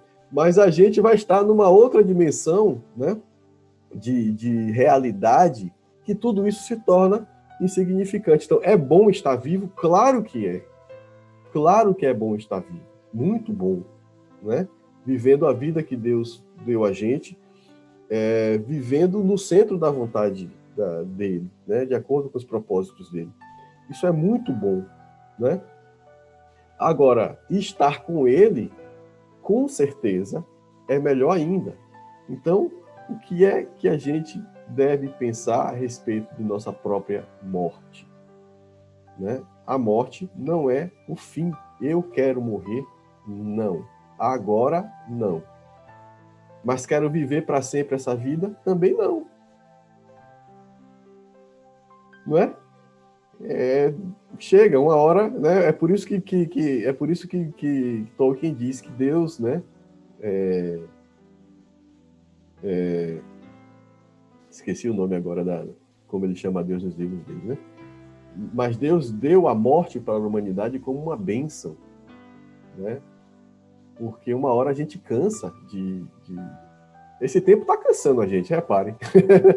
Está cansando a gente, né? Tive tanta miséria, né? Tanta barbaridade.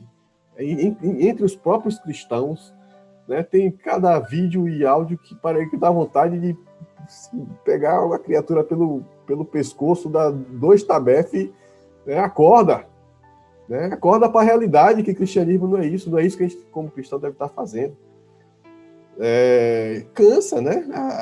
E Deus nos dá a morte como refrigério, né? É o fim da carreira, como Paulo diz, ó, combati o bom combate, né? Posso agora me aposentar em paz. Com relação aos nossos parentes e amigos, né? Repare que o luto é sempre de quem fica, né? O luto não é de quem parte, o luto é de quem fica. Então, é absolutamente normal e justo sentir a morte de pessoas próximas, né? Em Atos 8:2, Lucas diz o seguinte, ó: alguns homens piedosos sepultaram a Estevão, o primeiro mártir, e fizeram por ele grande lamentação, né? Uma coisa é você cultuar a personalidade, uma coisa é você acreditar que ao fazer alguma coisa por aquele corpo, você está ajudando ele no pós-vida, né? Não é isso que Paulo está dizendo, ou que Lucas está dizendo. Está dizendo que eles simplesmente lamentaram, ou seja, a perda de Estevão para aquela comunidade foi sofrida. E quando a gente perde pessoas queridas, né? A gente perde a convivência, a gente perde a capacidade criativa daquelas pessoas, né? Você fica pensando assim, né? Se Rafael não tivesse morrido, Rafael, o pintor, né? Se Rafael não tivesse morrido com, sei lá, 32, morreu jovem, 32, 33 anos de idade, né? O que mais Rafael poderia ter feito, né? Se Mozart não tivesse morrido aos 32 anos de idade, né? Se Charlie Parker não tivesse morrido aos 36 anos de idade, quanto, né, essas pessoas poderiam ter criado? A gente perdeu essa oportunidade, né? E muitas vezes a gente celebra a memória, muitas vezes a gente vai beber daquela fonte, né? Por que até hoje a gente considera algumas figuras históricas como importantes para a igreja? Porque foram pessoas que efetivamente deixaram o seu legado, deixaram a sua contribuição. Hoje, eles não podem fazer mais nada por nós, e nem nós por eles, né? Mas o legado deles até hoje contribui para a edificação da igreja. Por exemplo, nós estamos lendo aqui o que Lucas deixou de contribuição a respeito da igreja primitiva, né? Um livro histórico que relata a ascensão e o crescimento da igreja no início do cristianismo. Agora, a gente não pode justamente partir para o desespero. Irmãos, não queremos que vocês sejam ignorantes quanto aos que dormem, né? Mas tem mais de 50 referências à morte como dormir, né? Por isso que muita gente vê isso, interpreta o dormir ao pé da letra e cria a doutrina cria ou crê na doutrina do sono da alma. Para que não se entristeçam como os outros que não têm esperança. Ou seja, se a alma está dormindo de fato, inconsciente, ou se a alma foi aniquilada, né? Que motivos nós temos para ter esperança, né? Se cremos que Jesus morreu e ressurgiu, cremos também que Deus trará, mediante Jesus e juntamente com ele, aqueles que nele dormiram. É importante mais uma vez falar sobre isso, porque quando Lázaro morre, Jesus Cristo fala para os seus discípulos, né? Lázaro dormiu. E parece que os discípulos eram meio tapados e não entendem bem o que... Quando Jesus Cristo falou isso, ao ponto de Jesus Cristo, ao invés de dizer, eu vou ser mais claro a vocês não estão entendendo, Lázaro morreu, né? Jesus Cristo diz, Lázaro dormiu, né? De forma eufemista, né? Para não, é tipo, hoje a gente falaria, né? Fulano de tal subiu do telhado, né? Fulano de tal caiu do telhado, fulano de tal morreu, né? Então ele diz, Lázaro dormiu. Aí os discípulos, ao invés de ficarem tristes, ficam tranquilos, graças a Deus, Lázaro está dormindo, eles são os idiotas, né? Por que não entendem isso? Eu estou dizendo que Lázaro morreu. Então, o próprio Jesus ele usa as duas palavras, ele usa o dormir para dizer que morreu. Ou seja, o vínculo de sua alma com o seu corpo foi extirpado, né? E ele agora, como dizia meu avô Joaquim, está no mundo da verdade, né? Está lá do outro lado. E Jesus traz ele de volta. Então, se Jesus morreu e ressurgiu, Deus trará mediante Jesus, juntamente com ele, aqueles que nele dormiram. E aqui Paulo está, Paulo, né, Tessalonicenses, está se referindo à ressurreição dos últimos dias. Certo?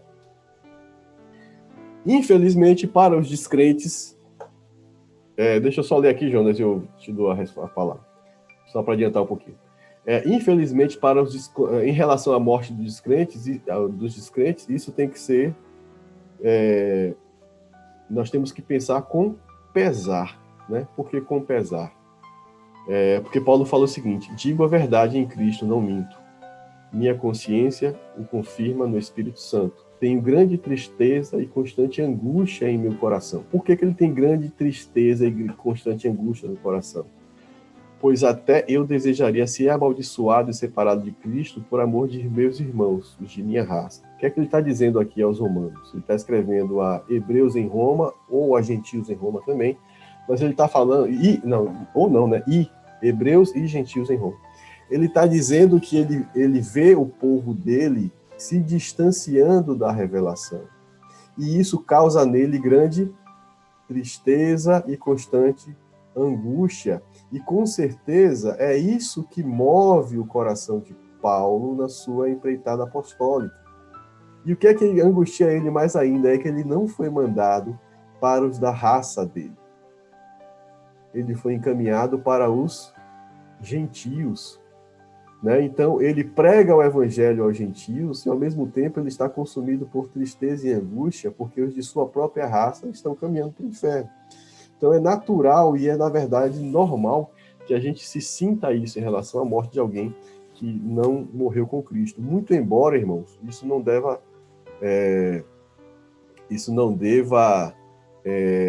nos levar ao desespero, porque o último momento da pessoa só pertence a ela e a Cristo.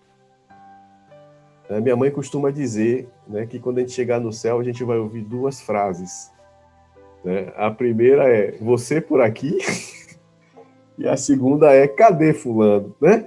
A gente vai procurar algumas pessoas que não vão estar lá. E, por outro lado, nós vamos nos surpreender com a presença de outras. Por quê?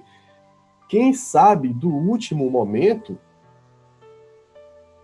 é Deus e o próprio indivíduo, a própria pessoa. Então, obviamente, tem gente que morre negando a existência de Deus, e eu vou presumir que ele morreu sem Deus, né? Mas eu não tenho certeza, né, se na hora da verdade, né, naquela hora lá que Moisés, Salomão fala lá em Eclesiastes, né, quando o homem forte se encurva e o vigia valente treme, né? A gente não sabe se naquele último momento, pela dor ou pelo medo, né, a pessoa não acaba aceitando. Paulo vai dizer também que alguns serão salvos como que salvos de um incêndio. Ou seja, vão chegar do outro lado só com a roupa do corpo, mas vão chegar lá do outro lado na presença de Cristo. Né? Aí tem outra história que é o galardão, mas isso só para a próxima aula. Diga, Jonas.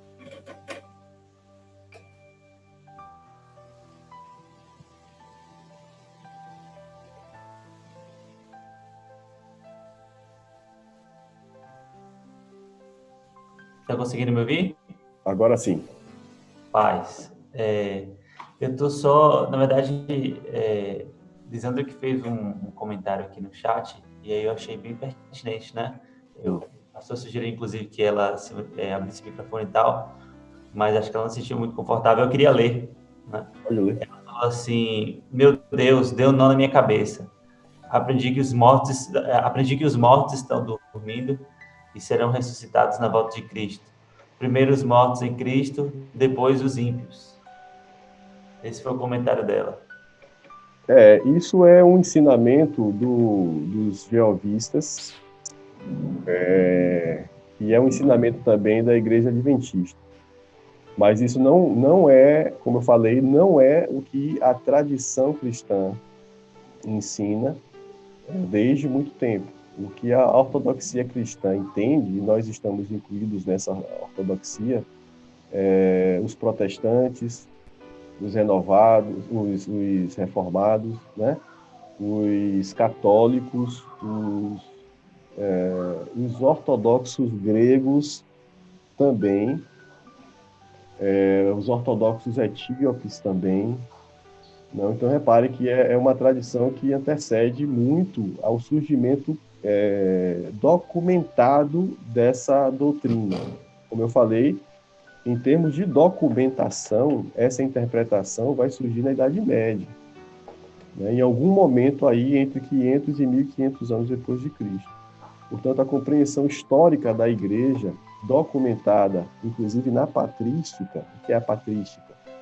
São os textos escritos pelos pais da Igreja, né? A interpretação da própria patrística é essa. Então, são pessoas que estão muito mais próximas dos apóstolos em termos temporais do que nós que estamos falando 2000 anos depois, né? E a interpretação da ortodoxia cristã é essa, e é nisso que nós cremos, é que após a morte segue-se o juízo, né? O que é segue-se o juízo? Eu acho que eu tenho, deixa eu ver se eu tenho aqui. Até porque também, se depois da morte a pessoa dorme, né? Se está dormindo, não vai ter, como é que eu posso dizer? Se está dormindo, não vai estar presenciando, né, os acontecimentos, seja nesse outro, no plano espiritual, ou seja, esse sono pode referir-se a algo, como é que eu posso explicar? Na verdade, estou tentando conciliar esses pontos de vista, né? Se há um sono nesse plano espiritual, né? Um sono por qual nós passamos, né? Ou passaríamos, né? E eu quero deixar bem claro que eu imagino que esse é um tema bem complexo, falar da morte, né? Até porque a gente depende da interpretação justamente desses registros de Cristo, que foi o único que tem autoridade talvez para falar, porque ele que passou, né? Ele ressuscitou, ele tem domínio sobre a vida e domínio sobre a morte, né? Mas se existe esse sono, né? Logo, é um período em que não vai ser registrado, né? Ou seja, após a morte, de uma forma ou de outra, inevitavelmente, viria o juízo, né? Uhum. Porque se a pessoa está dormindo, você entende o que eu quero dizer, não? Sim, mais ou menos. É que eu O que eu também quero estava dizer procurando o assim, texto aqui e aí eu divaguei um pouco. o que eu quero dizer, eu já ouvi também eu já ouvi essa explicação de que depois da morte vem um sono, né? Mas o que eu quero dizer é que, se é um sono, esse sono não será registrado pela nossa consciência e, inevitavelmente, após a morte viria o juízo de uma forma ou de outra.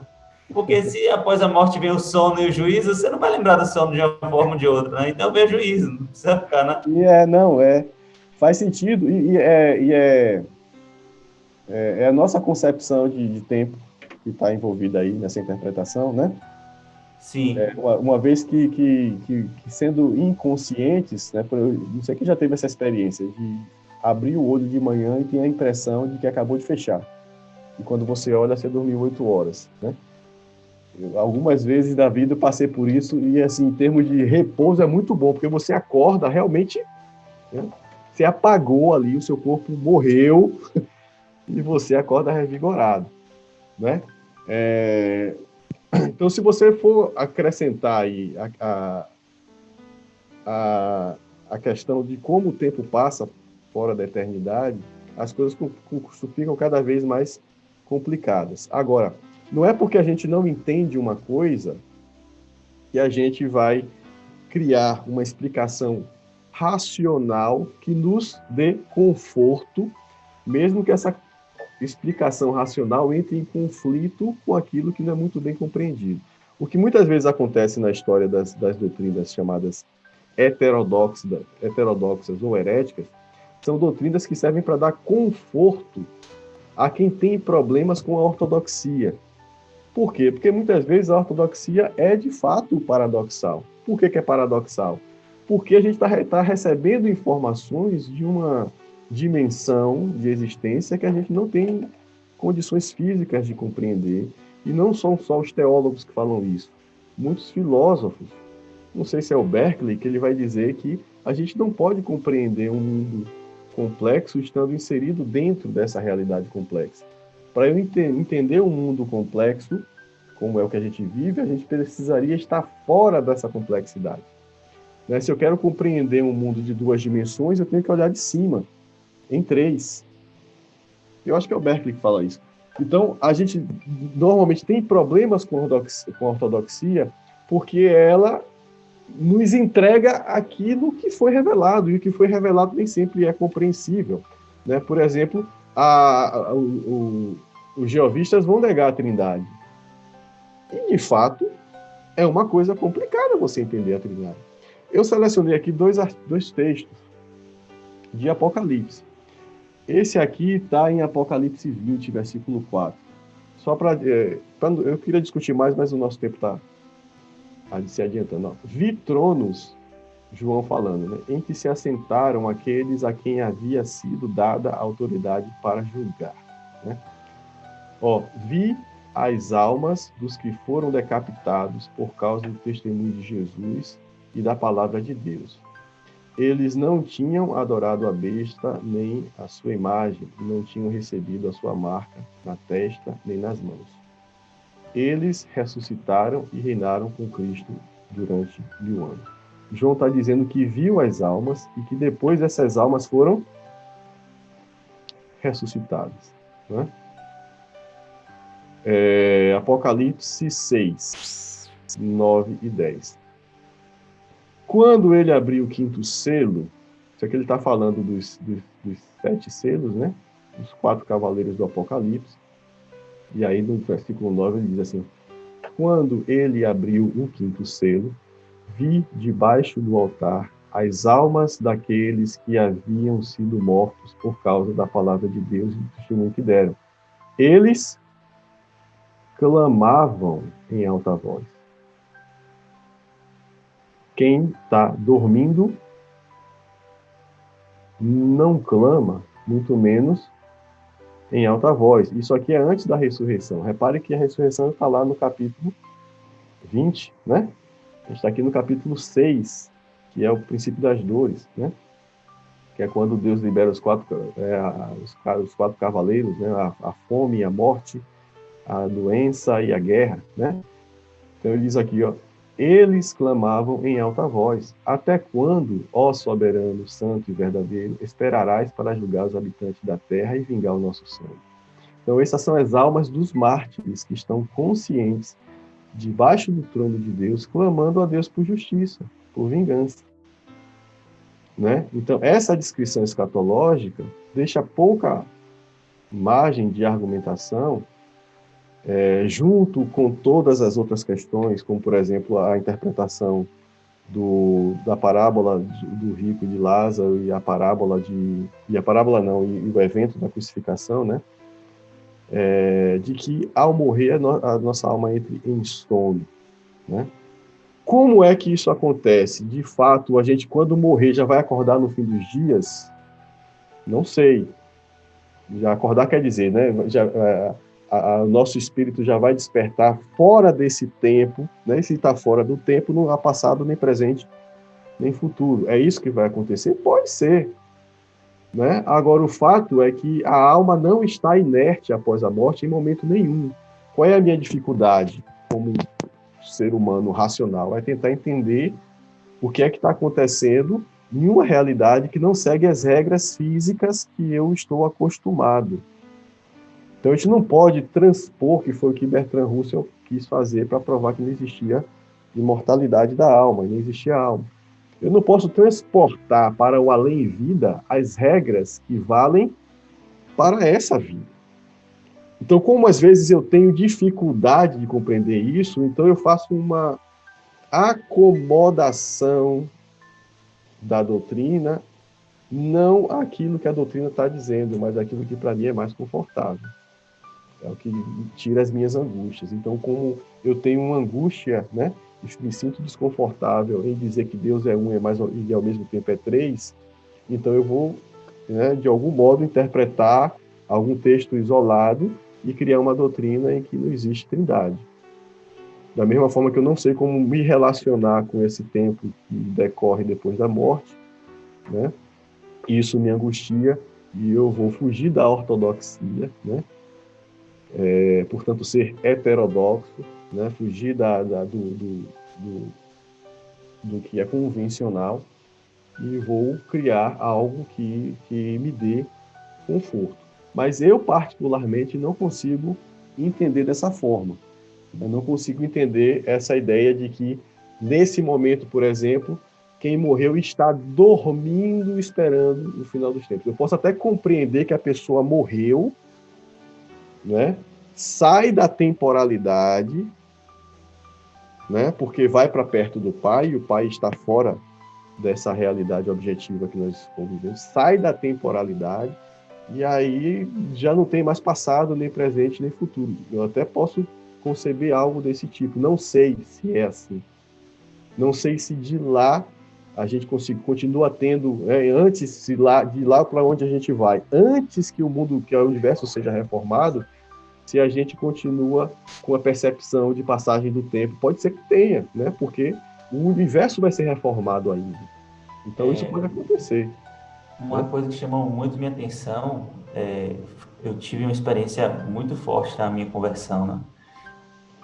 Antes de me converter, de ser convertido, né? Me converti, fui convertido pelo Espírito Santo de Deus. Eu era ateu, né? E eu achava que eu tinha uma visão niilista autodestrutiva, como você falou aí, né? Eu me questionava muito assim, com relação à existência, né? Acho que existia uma parte de mim que não aceitava essa visão niilista, enfim. Mas quando eu me converti e que eu me deparei com o meu pecado, porque o Espírito Santo convence a gente do pecado, né? Então eu vi o quão distante eu estava de Deus, né? E eu imagino a eternidade nessa condição, né? A eternidade distante de Deus. A gente está acostumado a ver o inferno sendo simbolizado com fogo, e de fato existe a analogia do fogo, né? Do lago que arde com fogo e enxofre, né? Existe essa passagem em Apocalipse. Agora, esse conceito da eternidade distante de Deus, né? Eu pude visualizar de uma maneira muito clara, porque eu me lembro quando, não que eu estivesse longe de Deus no momento da minha conversão, mas quando eu me deparei com o meu próprio pecado, eu senti aquela angústia. E os primeiros dias, né, pós-conversão, para mim, foram dias muito sofridos, né? Depois que eu me converti, eu sofri muito, porque eu comecei a passar por aquele processo de transformação, de renovação. E eu via o quão distante eu estava de Deus, né? E somente através de Cristo, né, que a gente consegue essa reconciliação, né? Então, foi um período longo em que eu passei, assim, me dando conta das atitudes que eu tinha que não estavam de acordo com a vontade de Deus, né? Foi um período muito sofrido. Então, acho que talvez o inferno seja esse momento de revelação, porque até, lógico, eu falo em um plano eterno, né? Porque aquele rico até então não havia se dado conta, né? Da condição de miséria dele. E ele precisou ir para o inferno, ele precisou ir para o sofrimento para se dar conta da vida que ele tinha, para se dar conta da condição espiritual dele, né? Eu achei essa passagem muito, muito forte. Falou muito forte realmente para mim isso aí. Beleza. Então, só para a gente fechar aqui, a gente já passou hoje a gente demorou um pouquinho. No que os batistas creem, né? A alma dos crentes vai imediatamente para a presença de Deus após a morte. Atos 5, 7, 59. Enquanto apedrejavam Estevão e choravam, Senhor Jesus, recebe o meu espírito. Né? Então, ele tinha consciência disso, que ele estava morrendo, mas que Jesus estava respirando. Óbvio, aqui não está dizendo que recebe agora mesmo o meu espírito, né? Mas diante do que está escrito lá no relato da crucificação de Mateus, isso se torna dispensável. A parábola de rico e Lázaro, do rico e do Lázaro, também vai dizer, ó, que se por um lado a alma dos crentes vai imediatamente para Deus, a alma dos descrentes vai imediatamente para a punição eterna. Né? A sentença já começa a ser executada antes de ser anunciada. Coisas que nós não encontramos fundamento bíblico dentro do cânone original. Existe um cânone tardio, que inclui 5 livros chamados apócrifos na Bíblia Católica Romana, né? Porque foram justamente acrescentados após o concílio que definiu os livros canônicos, né? E esses 4 livros estão no Velho Testamento, né? Então vale aquela observação que eu fiz no início, que no Velho Testamento a gente tem vislumbres, né? do porvir, e não a revelação completa ainda, que só acontece nos 27 livros do Novo Testamento, que são os mesmos, né? A Bíblia protestante e a Bíblia católica têm, aliás, todas as Bíblias de todas as tradições cristãs, são mais ou menos 7 tradições mais importantes, né? Deixa eu ver se eu me lembro, protestantes, católicos romanos, ortodoxos gregos, ortodoxos etíopes, copta, e mais 2 que eu não me lembro agora, né? Em todas as tradições cristãs, o Novo Testamento é composto pelos mesmos 27 livros. São 7 versões diferentes para cada tradição. Essa versão está no Velho Testamento, né? Livros que tem um e não tem nos outros. A nossa é a mais enxutinha, foi definida em comunhão com os católicos, né? Em 1520 alguma coisa, 1530 alguma coisa, não me lembro, né? E depois os romanos acrescentaram mais 5 livros chamados apócrifos, né? Então, dentro do cânone original e principalmente do cânone neotestamentário, que é comum para todas as tradições cristãs, não há margem para pensarmos em um purgatório em que as almas podem se aperfeiçoar antes do seu destino final. Isso, eu penso, né? Na verdade, todos esses 3 pontos, eu penso, foram, não exaustivamente, né? Mas foram apresentados e refutados ao longo dessa apresentação, né? Então, uma vez morto, segue-se o juízo.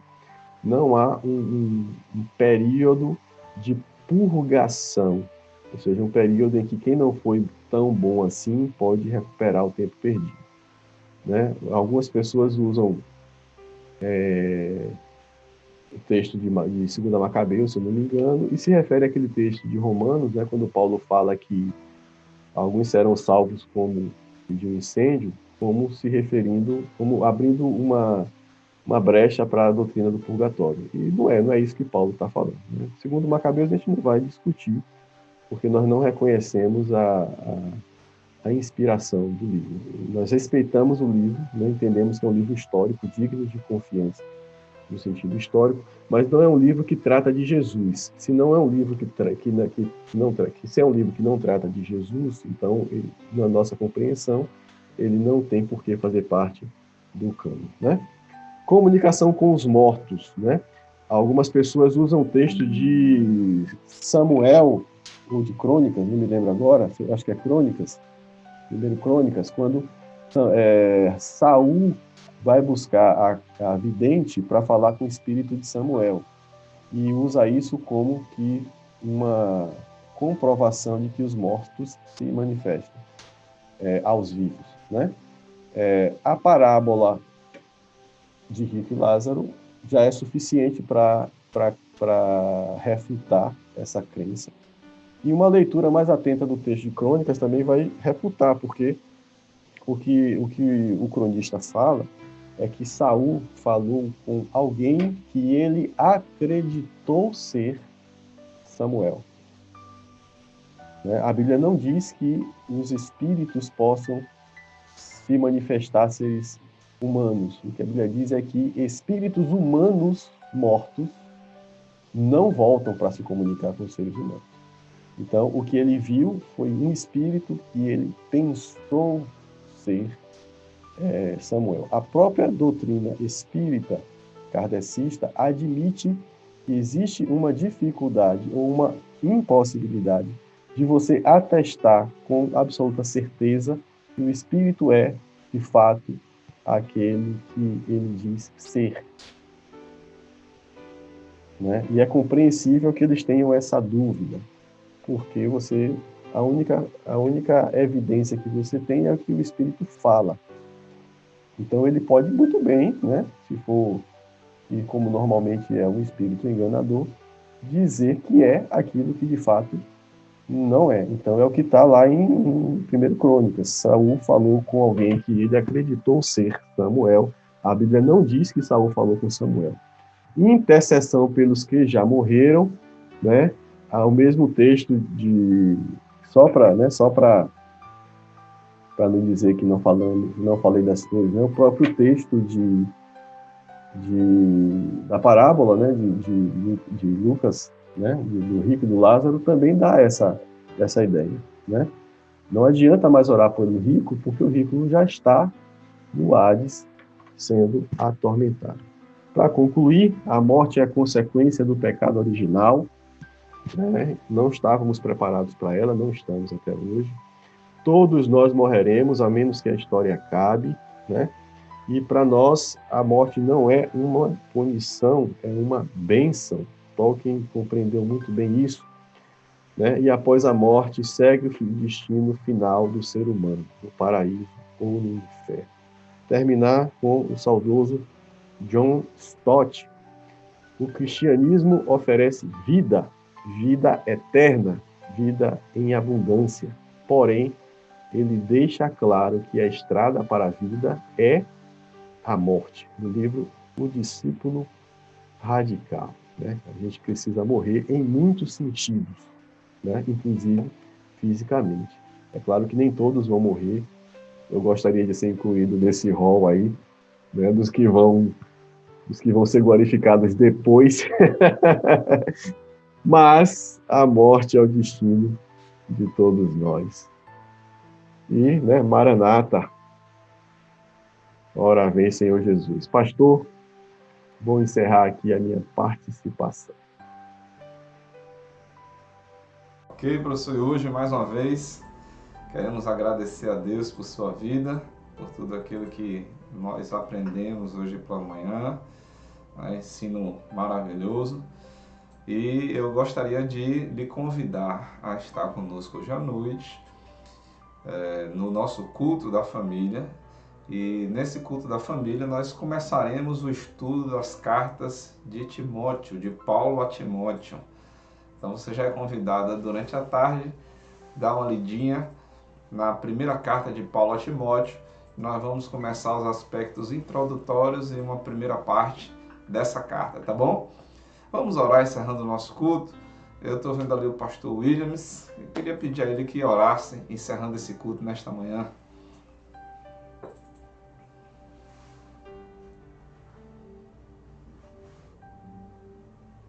Bom dia, a paz. Todo mundo ouvindo? Que bom, vamos orar. Senhor, nós te agradecemos por este tempo, Senhor, juntos aprendendo mais da Tua Palavra, Senhor, falando de um assunto que todos nós temos vários pensamentos, ideias, incertezas, mas nós nos apoiamos na Tua Palavra, onde vem a verdade, onde nos dá as orientações, que nos permite, Senhor, nos distanciar das loucuras e das ilusões que este mundo nos oferece, Senhor, como forma de acalento, como forma de resposta, Senhor, para as grandes lutas. Nos apoiamos em Ti, Senhor Deus, nos firmamos em Ti, cientes de que no Senhor podemos encontrar a verdade, Pai. E assim nós queremos continuar a nossa caminhada. Nos prepara, Senhor, para o nosso culto à noite, Senhor, que possamos ser ministrados e possamos viver um tempo de bênção na Tua presença, em nome do Senhor Jesus, Pai. Amém. Amém. Logo mais à noite. Deus abençoe a todos. Grande abraço. Tchau, tchau.